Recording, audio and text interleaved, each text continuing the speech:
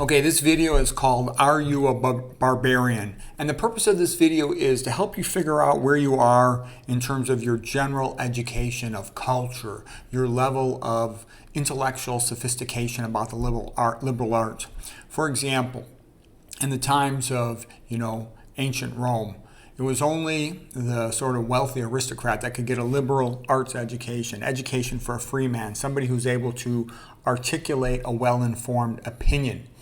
And as Goethe, the great German philosopher and writer, sort of like the Shakespeare of Germany, had said, to call yourself educated, you should be able to give a good explanation of history, at least going back for about 2,500 years, which basically means to the beginning of the ancient Greeks. All the other ancient populations besides the ancient Greeks were pretty much, backward, okay, primitive, just brutal dictator who says, do as I say or I'll kick your butt, okay? And then the Romans were a little better than that, but not much. The best thing about the Romans was they imitated the Greeks. They didn't really add much, okay?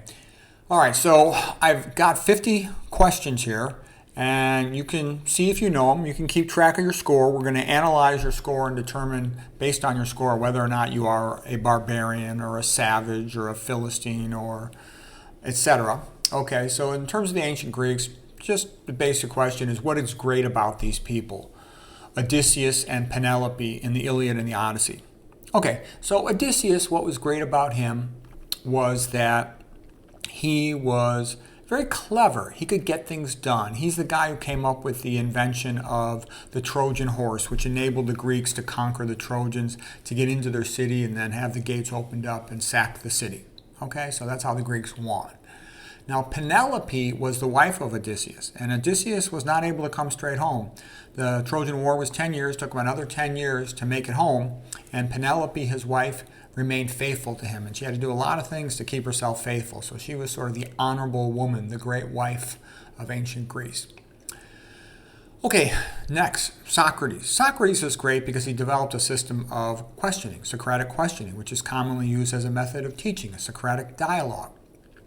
Plato wrote his Republic and other dialogues largely in part to show how a society should function so that it would have respect for its great men like Socrates. And also, he wanted to promote Socrates as the idea of a good intellectual hero.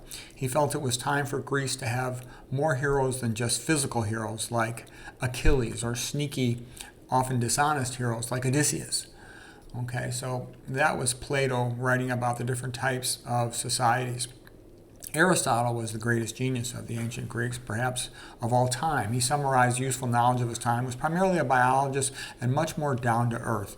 A lot of Plato thinking, Platonic thinking, was abstract about the world. So what was great about Thucydides? And by the way, Aristotle summarized all the useful knowledge of the world. He basically put it all into his writing. We've lost most of his writing, about 75% of it, but still, 70% of it, but still, it was the foundation of the school system for the next 1,500 years. Okay. Thucydides wrote his history, the history of the Peloponnesian War. He was an ostracized, exiled admiral, but he wrote it in such an honest way. He was sort of the Machiavelli of his time, cutting between the lines and the BS and the red tape to tell people the truth. And it's a magnificent book showing both the greatness of Athens as well as its hypocrisy towards the Melians, for example. And everybody should read that because it tells you about real life, to read what happened to the Melians. Okay, you should know that. You should also, and he also laughed at the hypocrisy of some of the people of Athens. But, he knew Athens was great. The next is the playwrights of ancient Greece. Just know that these are the famous playwrights. There's different things to know about each one, but just the idea of them as being playwrights in general, because Greek started the drama in a sophisticated way, especially tragedies. Aeschylus, Sophocles, and Euripides were all tragedians. Aristophanes was more of a comic playwright. He wrote The Clouds, for example, making fun of Socrates, calling him a windbag, implying that he was corrupting the youth with his ideas, his philosophy. Okay, Aeschylus was very proud of his participation in the Persian War, where the Greeks defeated the Persians, who greatly outnumbered them. Sophocles and Euripides, they wrote plays like Antigone and Oedipus Rex. Antigone was great for speaking out about there's laws of the gods that are eternal for all time, that are above the laws and ways of the current secular ruler. And that was a very important point and very necessary for freedom, is that there are some eternal things that are right and wrong, some absolute values, where she insisted on burying her brother Polynices, even though King Creon of Thebes had wanted him to be left to the dogs because he saw him as in going against his leadership in Thebes. Oedipus Rex is kind of sad. It sort of shows that, sometimes fate just goes against you. As far as the Romans were concerned, there's only two really great Romans that I think are worth knowing about. Don't get me wrong. It is useful to know about Julius Caesar, Pompey, and many others, but the most important ones. This is just basic cultural literacy. This is not detailed cultural literacy we're talking about with this test. You should know that Cicero is considered by many people the greatest orator of all time. If you only read about one Roman, you should know Cicero. I simply mentioned Quintilian. He was a big fan of Cicero, and he had his own school of oratory. Back then, the highest level of education a man could achieve was to be a great orator, a great speaker. And it's very valuable to be a good public speaker. If you're a good public speaker, that means you're also good at writing. You can communicate effectively. You can defend yourself. Whereas most people are basically functional illiterates who are not able to speak or write well for themselves, so they get treated like crap. Cicero is great. I mean, I recommend the Robert Harris trilogy, but there's lots of ways to learn about Cicero. The Rufus Fears lectures, for example, are great. And then, the Gregory Aldrete lectures are great. The Cost of Glory lectures are great. There's a lot of people, Alex Petkus, there's a lot of people who got great lectures and stuff on Cicero. Cicero is one of the all-time great intellectual heroes that everybody should know about. Middle Ages. Cicero basically tried to preserve the Republic and then did the best he could in the transitional phase as Rome moved from Republic to Empire. Middle Ages. You should know a little bit about the Catholic Church monasteries. They basically saved civilization. No one else cared about saving the books of the ancient Greeks and Romans, but the Catholic Church monasteries saved all of that work as well as that of the early Christian writers. And that preserves civilization. Civilization is transmitted primarily through books. Yes, there's teaching within families and educational places like schools and churches, but it's mostly through books. That's where the information is.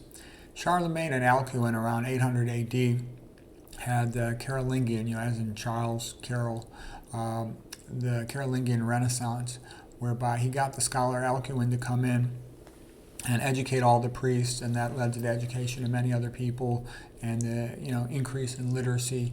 And so that was a big step up from the earlier Middle Ages. The monks also made tremendous advances in agriculture to provide more food, and that's partly why Europe population expanded so much during those times.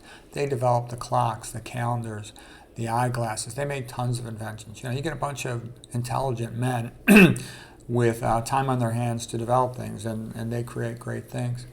Women usually don't have much time because they're always having babies. Before birth control, women would typically have 10 or 15 babies. They don't have much time for intellectual pursuits. Okay, during the Renaissance, in the early Renaissance, the most important person to know about was St. Thomas Aquinas. He was a student of Albert the Great, University of Paris. And the biggest thing Aquinas did was he sort of changed the focus of emphasis in the Catholic organized church towards more and more research about nature, about real things here on earth, rather than just, trying to pretend you actually know what happened pie in the sky in heaven. Okay, we don't really know what happens in heaven. There's a lot of different theories. I've read thousands of pages of Bible commentary. It is not well known what happens after we die. Okay. French, is there purgatory or not? Is there limbo or not? Do we really go to hell? Do we immediately have a judgment decision? Does the judgment decision have to wait till later? Is there two judgment decisions? Who the heck knows? We don't know. Okay, you should know the difference between a French and Italian cathedral. Basically, a French cathedral is magnificent on the outside and kind of so-so on the inside. An Italian cathedral is kind of so-so on the outside and magnificent on the inside with all the paintings and sculpture. The Italians are just magnificent at painting and sculpture. Okay, you should know the difference between Florence and Rome. Basically, Florence is where the Medicis were located. They were the big patron funders.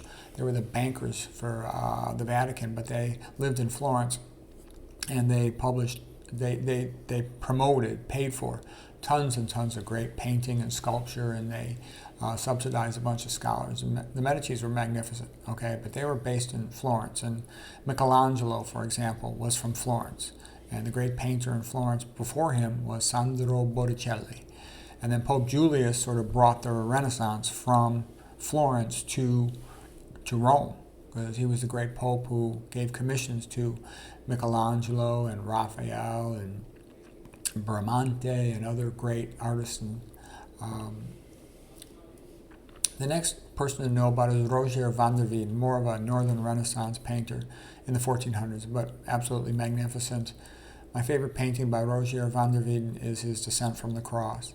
Sandro Botticelli, he was the favorite artist of the Medicis in the 1400s. His best painting, I think, is The Birth of Venus, but he's got a lot of great paintings. Spring, also called Primavera, and Adoration of the Magi, and, you know, the Mystical Nativity. He's got a lot of great stuff. He's a magnificent painter, Sandro Botticelli. Michelangelo, his greatest sculpture is the Pietà, you know, with Christ in the arms of Mary, and it's just the best sculpture ever made. His best painting would be the creation of Adam on the Sistine Chapel ceiling, and probably his next best painting after that would be the Last Judgment on the far wall of the Sistine Chapel. Raphael's greatest painting is the School of Athens. For the Reformation was kind of a sad time, the breaking apart of Christendom. Martin Luther was the one who led the whole thing, and yeah, he was a brilliant guy, but he's also a crazy pain in the butt. And he did terrible damage to Germany. He turned his back on the peasants, and, you know, tens of thousands of them were slaughtered. He sided with the princes, which he had to do because they protected him, but, you know, not a very religious thing to do. It basically passed over control of the church from, you know, the Pope and the Catholic Church to secular local rulers, who then corrupted it like they always do. Lucas Cranach was a great artist of the Reformation who painted Luther. He painted the Fountain of Youth and other things related to that time. Calvin was a psychopath jerk. Calvinism is just crazy, you know, big part of the iconoclast movement, the scumbag who, you know, destroyed paintings and statues. And a good quote by the Bishop Barron is, anytime a movement starts destroying beautiful things, you know the movement has gone wrong. So iconography is like paintings and statues, and to destroy them is to be an iconoclast, and they did a lot of that. They would throw the Celtic crosses in Ireland into the river, into the ocean. They did tons of bad stuff. The Counter-Reformation and the Baroque time, let's say in the 1600s, for example, Caravaggio was the best artist in terms of, you know, painting realistic people and religious figures. He was quite magnificent at that. Some people say he used a camera oscura. Bach, of course, was the greatest composer of the 1600s. Andrea Pozzo was the greatest fresco painter. He painted the Great Ceiling. You could look it up. The Apotheosis of St. Ignatius. It's magnificent. It's beyond magnificent. It's like a miracle. It's like the equivalent of the Sistine Chapel in terms of skill, or beyond it, for the 1600s. You should know about Isaac Newton in the Anno Mirabilis, because that was sort of like the great intellectual event, a turning point in the history of science. He basically, during, you know, a plague year in England, went to his country home in Woodthorpe, and he just studied and figured things out on his own, invented calculus, fundamental rules of physics and optics, you know, quite extraordinary. Many consider him the smartest person who ever lived. What's the difference between the USA Rev of 1776 and the French Rev of 1789 to 94? There's a big difference. The USA situation was based on Christianity and its desire for freedom. Okay. The French thing was based on atheism with destruction of the church, and it, you know, turned on its own people and led to 50,000 heads on the ground. The best novel ever written about the French Rev is A Tale of Two Cities by Charles Dickens. Everyone should read that book. It's one of the greatest novels ever written. Okay. And there's a lot of people who talked about and written about it. Ann Coulter wrote a book comparing the USA Rev and the French Rev, and it's a very good book, okay? I've read tons of stuff about both of them, and basically the French Rev was a disaster. It was a disaster for France. They destroyed the churches, they bumped off the priests and the nuns, okay? They got rid of the calendar, they renamed the streets. It was basically like the communist Rev for France, okay? And then luckily, France recovered. You know, Napoleon was in many ways a tyrant, but Napoleon did some good things. He did reestablish the Catholic Church in France, and he did do some other good things. And I'll give you an example of a very interesting person in France in the post-Rev years. Was a man by the name of Chateaubriand. Chateaubriand wrote a book in 1802 called The Genius of Christianity, where he said, you know, basically, haven't the leaders of the French Rev done enough destruction to the country? What was it that produced all the greatness of France? France's great writers, France's great paintings. Okay, it was Christianity. Come on, it's great buildings, it's ceremony which held society together, which led to great beauty and judgment, and how it leads to scientific achievement. So that's a good book. It's a bit of a monster. I read the book, but it's a bit of a monster. It's about a 700-page book of small print. Chateaubriand, The Genius of Christianity, written in 1802. It's an extraordinary book. That guy Chateaubriand was a brilliant guy. Let's see. The next question. Now we're moving to England in the 1800s. Who were the pre-Raphaelite brotherhood of painters in England, and who were their students? Okay. So the most important of the pre-Raphaelite Brotherhood painters was John Everett Millais. His most famous painting was his painting of Ophelia. But there were other really good ones. And also their students. One of the greatest artists of all time, Edmund Leighton, was one of their students, or you could call them their disciples, if you will, followers in the footsteps of the pre-Raphaelite Brotherhood. They were strongly painted by they're strongly promoted by John Ruskin, his great speech of 1853. You can find that on YouTube. It's magnificent. Ruskin was a brilliant speaker. Yeah, he's a crazy genius, but most geniuses are a little crazy. The next school of art you should know about from the 1800s was the Hudson River School of Painters in USA. Because everybody always talks about, oh, French Impressionism. French Impressionism sucks, okay?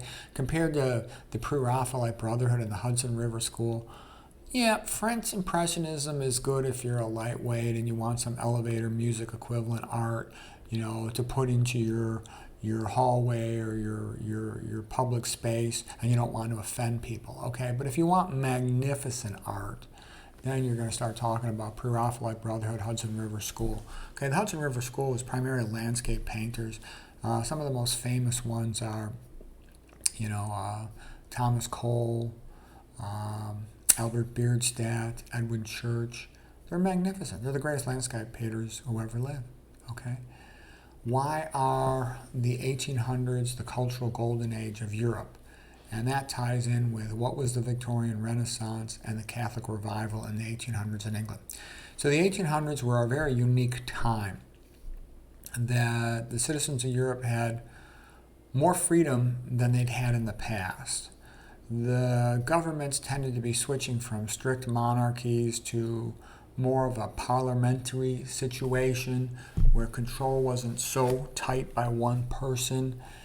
They still had their Christianity and all the creativity and artistic beauty that generates. And the 1800s was just magnificent. It's the greatest art time ever. It's the greatest writing time ever. If you start looking at paintings, the level of painting skill in Europe during the 1800s was extraordinary. It's off the charts great. And there's tons of great painters. I've given a couple videos previously about the Belle Epoque, the beautiful age. Later on in USA it was called the Gilded Age. In the late 1800s it was called the Belle Epoque in France. But the whole 1800s is sort of, and the 1800s really continues up until World War I, which started in 1914. That's when people had a sense of optimism and beauty and a desire to create and do beautiful, good things. Ayn Rand, in her book Romantic Manifesto, said the 1800s were cultural light years ahead of the 1900s, and I would agree. So then now I'm going to talk. I know the Catholic Revival was all about an increased interest in Catholicism in England in the 1800s, led by Cardinal John Henry Newman, who became a saint because he felt, the Anglican Church was too much run by the secular leaders and thus it was corrupt. And, Newman said, if you are deep into history, you will cease to be a Protestant. You'll become a Catholic. And Henry Manning, the other greatest of the bishops in England in the 1800s, came to the same conclusion. The Anglican Church was controlled by secular rulers and it was not a church of God, and therefore he became a Catholic as well. And that was also called the Tractarian movement, as Newman was the leader of writing these tracts on the benefits of Catholicism and why it was a better religion. They were also called the Oxford movement and the High Church movement. Okay, well anyways, it generated tremendous artistic and cultural and literary and philosophical achievements and writings of that era. Okay, there's a lot of other big things going on. Oscar Wilde was later on there with Potter, and that was a little bit of the art for art's sake and the aesthetic movement, but, don't get me wrong, I'm pissed off at England in the 1800s because they screwed the Irish over in the 1840s with the potato famine, and they were not very nice to the people of India either. But I do recognize a lot of great achievements happened there. The greatest of the Catholic architects in that time was Augustus Welby Pugin, A.W. Pugin. And he was building, Catholic cathedrals and trying to restore architecture in England to Catholic style, a Gothic style. He had said, Gothic yesterday, Gothic today, Gothic tomorrow, Gothic forever. It's the best. It's just the best architecture ever on the planet.